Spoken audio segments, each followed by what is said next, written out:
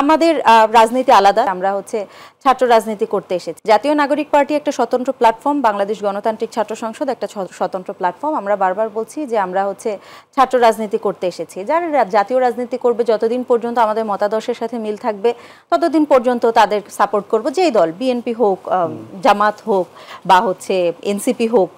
আমাদের এখানে ছাত্র রাজনীতির আমাদের হচ্ছে আমরা বেশি আগ্রহী জাতীয় নির্বাচনের থেকে ডাকসুর দিকে বেশি আগ্রহী। জাতীয় নির্বাচন আমাদের ছাত্রদের হাতে এত বড় একটা রেভলিউশন হয়ে গেল, আমরা জাতীয় রাজনীতিতেও আগ্রহী, হয়তো পরবর্তীতে ছাত্র রাজনীতি শেষ করে জাতীয় রাজনীতিতে যাব।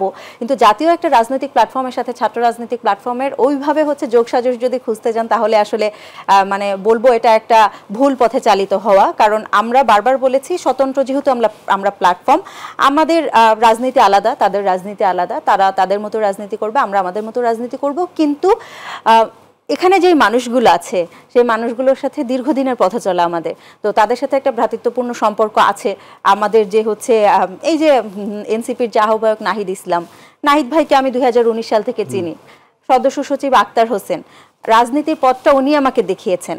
তো ওনাদের সাথে যে সম্পর্কটা আমার ব্যক্তিগত পর্যায়ে আছে, সেই ব্যক্তিগত পর্যায়ের ওই সম্পর্কটা তো আসলে আমি আমার সাংগঠনিক পরিচয়ের কারণে খারিজ করে দিতে পারবো না। তো ব্যক্তিগত পর্যায়ে যে সম্পর্ক ব্যক্তিগত পর্যায় পর্যন্ত থাকবে, সাংগঠনিক সাপোর্ট ততদিন পর্যন্ত থাকবে যতদিন পর্যন্ত তারা হচ্ছে অন্যায়ের বিরুদ্ধে আছে, স্বৈরাচারের বিরুদ্ধে আছে। ওকে, বুঝলাম। এখন আপনাদের কর্মসূচি তাহলে কি? আমাদের আসলে আমাদের যে হচ্ছে আত্মপ্রকাশের পরপরই রমজান চলে আসলো, তো আমরা ওভাবে সরাসরি মাঠের কর্মসূচি দিতে একটু সমস্যা হচ্ছে, যেহেতু রমজান মাস একটা হচ্ছে সবাই রোজা থাকে, একটা ধর্মীয় একটা ব্যাপার আছে।